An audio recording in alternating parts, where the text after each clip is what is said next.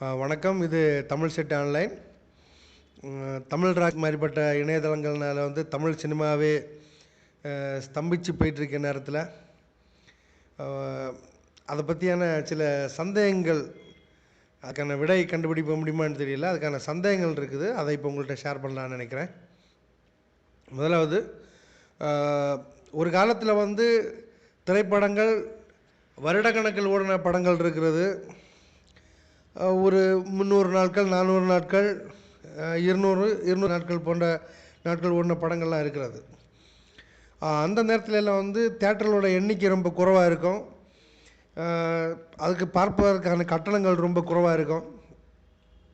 அப்புறம் இந்த தொலைக்காட்சி போன்றவைகள் ரொம்ப அதிகம் இல்லாததுனால தேட்டரில் போய் தான் இந்த படங்களை எல்லாம் பார்ப்பதற்கான அதிக வாய்ப்புகள் இருந்தது. இதனால் தேட்டரில் அதிகமான கூட்டம் கூடிச்சுது. நிறைய பேர் போய் பார்த்தாங்க. படங்கள் ரொம்ப நாட்கள் ஓடிச்சுது. இது காலம் செல்ல செல்ல இதுக்கான விகிதம் ரொம்ப கம்மியாகிட்டே வந்தது.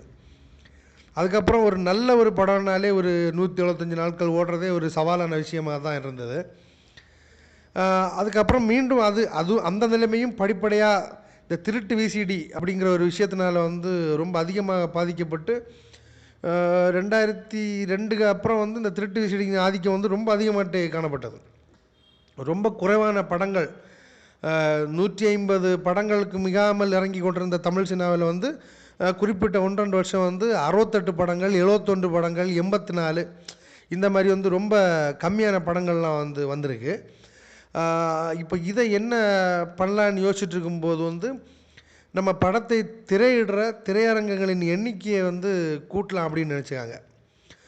அப்போ இதனால் ஒரு 100 தேட்டரில் இறங்க வேண்டிய படத்தை 350 தேட்டரில் அதை ரிலீஸ் பண்ணியாச்சுன்னா ஒரு 25-30 நாள் ஓடினாலே அவங்களுக்கான வியாபார ரீதியாக அந்த படம் வெற்றி பெற்றுரும்.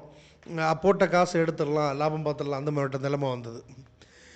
அதுக்கப்புறம் மீண்டும் காலம் செல்ல செல்ல இதில் இந்த திருட்டு விஷயம் ஆதிக்கம் ரொம்ப அதிகமாகவே இருந்ததுனால தேட்டரின் எண்ணிக்கையை தான் இவங்களால் கூட்ட முடிஞ்சுது. இப்போ எல்லாம் ஒரு படம் ஒரு 10 நாள் 15 நாள் ஒரு தேட்டரில் ஓடுறதே பெரிய விஷயமா போச்சு, குறிப்பிட்ட கொஞ்சம் ஸ்டார்களின் படத்தை தவிர. அப்போ இந்த நேரத்தில் என்னன்னா, இந்த நேரத்தில் ரொம்ப அதிகமாக பாதிக்கப்படுறது திரையரங்குகள் தான். ஏன்னா ஒரே படங்கள் பக்கத்து பக்கத்து தேட்டர்லேயே நிறைய தேட்டரில் இருந்துடும். அப்போது எல்லா தேட்டர்லையும் போய் பார்க்குறதுக்கு எல்லா ஷோவும் ஆள் இருப்பாங்கன்னு சொல்ல முடியாது இல்லையா? அப்போது இந்த பெரும்பாலான காட்சிகள் ஆட்கள் இல்லாமல் ஓடுற மாதிரிப்பட்ட சூழ்நிலை வரும்போது தேட்டர்காரங்களுக்கு ரொம்ப அது பின்னடைவாக இருக்கலாம். இப்போ நான் எதுக்கு சொல்கிறேன்னா, தமிழ் ராக்கர்ஸில் ஃபஸ்ட்டு முதல் நாள் எல்லாம் ஒரு படத்தை அவங்க அப்லோடு பண்ணுறாங்கன்னா அந்த படங்கள்லாம் மேக்ஸிமம் தேட்டர்கள்லேருந்து பிடிக்கப்படுற ஒரு படங்களாக தான் இருக்குது. இதுக்கு என்ன காரணம் அப்படின்னு நான் நினைக்கிறேன்னா, ஒருவேளை இந்த தமிழ் ராக்கர்ஸ் அவங்களுக்கு இந்த திரையரங்குகளை தான் இந்த படத்தை விற்கிறாங்க, ஏதோ கிடச்சது போதும் அப்படின்னு உள்ளதுக்காக இவங்களுக்கும் விற்கிறாங்க, அந்த மாதிரிப்பட்ட ஒரு குற்றம் நடைபெறுவதாக நினைத்து கொள்ளலாம். ஏன்னா அந்த மாதிரி தான் யோசிக்க தோணுது. ஏன்னா முதல் வரக்கூடிய பிரிண்ட் எல்லாமே தேட்டர்லேருந்து பிடிக்கப்பட்ட பிரிண்ட் தான். இது தமிழ் ராக்கர்ஸுக்கு சென்றடையுது. அவங்க இதை அப்படி ஒரு ஃப்ராக்ஷன் ஆஃப் செகண்ட்லேயே அப்லோட் ஆனதுக்கப்புறம் அது 2-3ன்னு தொடங்குறது, கடைசியில் 30,000 50,000 வரைக்கும் டவுன்லோட்ஸ் போய் சேர்ந்துருது ஒரு குறுகிய ஒரு நாளையில். இதில் முக்கியமான ஒரு விஷயம் நம்ம என்ன தெரிஞ்சுக்கிட வேண்டியதுன்னா, இந்த படங்களை டவுன்லோட் செய்யவங்க எல்லாம் ஒருவேளை இந்த படங்கள் டவுன்லோட் பண்ணுறதுக்கான ஆப்ஷன் இல்லைன்னா அவங்க தேட்டரில் போய் பார்க்கக்கூடியவங்க தானேன்னு பார்க்கும்போது ரொம்ப கம்மி. அது தேட்டரில் போய் பார்க்கக்கூடாது, பார்க்க மாட்டேன்றவங்க தான் அந்த படத்தை அதிகமாக டவுன்லோட் பண்ணுறாங்க. அதனால தான் அந்த படங்கள் நிறைய டவுன்லோட் ஆகுது. இது ஒரு பெரிய ஸ்டாரோட படங்கள் மட்டும் இல்லை. இப்போது ஒரு புதிய படம் நம்ம தேட்டரில் போய் பார்ப்பதற்கு விருப்பம் இல்லாமல் இருக்கின்ற ஒரு படம் இணையதளத்தில் வந்துச்சுன்னா ஏதோ ஒரு ஆர்வம் நம்மளை தூண்டுகிறது, அந்த புதிய படத்தை நம்ம டவுன்லோட் பண்ணி எடுத்து பார்க்கணும் அப்படின்னு உள்ள விஷயத்துக்காக. ஸோ அந்த படத்தை எடுப்பார்கள் என்ற ஏதோ ஒரு ட்ரிக் அவங்களுக்கு நல்லாவே தெரியுது. எந்த படத்தையும் நம்ம சீக்கிரத்தில் எந்த ஃப்ரெண்டாக இருந்தாலும் பிரச்சனை இல்லை, உடனே கொடுத்துருன்னா அவங்க டவுன்லோட் பண்ணிடுவாங்கன்னு. அப்போ இதனாலேயே இந்த தமிழ் ராக்கர்ஸுக்குள்ளாடி படம் போடுறதுல கூட ஈஸியாக எவ்வளோ சீக்கிரத்தில் வருது அப்படிங்கிறது கூட ஒரு வியப்பாகவே இருக்கிறது. சரி, இந்த படங்கள் தமிழ் ராக்கர்ஸுக்குள்ளே வருது, அவங்க வந்து அதனால் வந்து நிறைய காசு சம்பாதிக்கிறாங்க. அதனால தான் வந்து அவங்க வந்து தைரியமாக இந்த இணையதளத்தை வந்து எப்படி முடக்கினாலும் அந்த இணையதளத்தை வந்து திரும்ப ரீஃப்ரெஷ் பண்ணி எடுத்துகிட்டே இருக்காங்க. இதுக்கு இந்த படங்கள் எப்படி தமிழ் ராக்கர்ஸுக்குள்ளே போகுதுன்னு ஒரு தேட்டருக்காரங்களை பற்றி நம்ம சந்தேகப்பட்டோமோ, இதே மாதிரி நான் இனி சொல்லக்கூடிய விஷயம் உங்களுக்கு அதிர்ச்சி தருவதாக கூட இருக்கலாம். ஆனால் அது கூடியமான வரைக்கும் வந்து உண்மையாகவும் கூட இருக்கலாம். காரணம் என்னென்னா, ஒரு படத்தை வந்து டவுன்லோடு பண்ணுறதுக்கு குறைந்தபட்சம் ஒரு 500 MB 600 MB இன்டர்நெட் வந்து தேவைப்படும், நெட்டு தேவைப்படும், டேட்டா. இப்போ இந்த 600 MB வந்து நம்ம மொபைல் டேட்டா மூலியமாக தான் எடுப்பாங்க. நிறைய பேர் வந்து ப்ராட்பேண்ட்லேருந்து எடுப்பாங்க. இருந்தாலும் பெரும்பான்மையானவங்க வந்து இப்போ ஃபோனையே பயன்படுத்திகிட்டு இருக்க ஒரே காரணத்தினால வந்து மொபைல் டேட்டாஸ் தான் யூஸ் பண்ண வாய்ப்பு இருக்குது. ஒன்று நல்லா தெரிஞ்சுக்கணும், ஒரு 1 GB டேட்டா வந்து 255 முதல் 65 அந்த ரிலேட்டடாக இருக்குது 1 GB. இப்போ ஒரு படத்தை டவுன்லோட் செய்யும்போது 500 MBன்னு வச்சுக்கிடுவோம். 265 பாதி கிட்டத்தட்ட ஒரு 130 ரூபாய்க்கிட்ட வருது.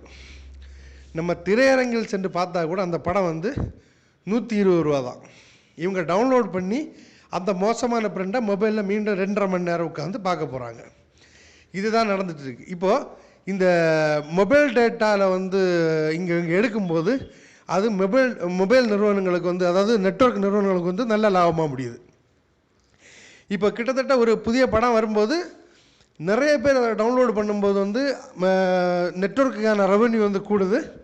அவங்களுக்கு வந்து டேட்டாவில் வந்து ஏற்கனவே கொள்ளை அடிச்சிட்ருக்காங்க. இப்போ அதை விட பெரிய ஒரு பகல் கொள்ளைய மாதிரி நடந்துகிட்ருக்குது.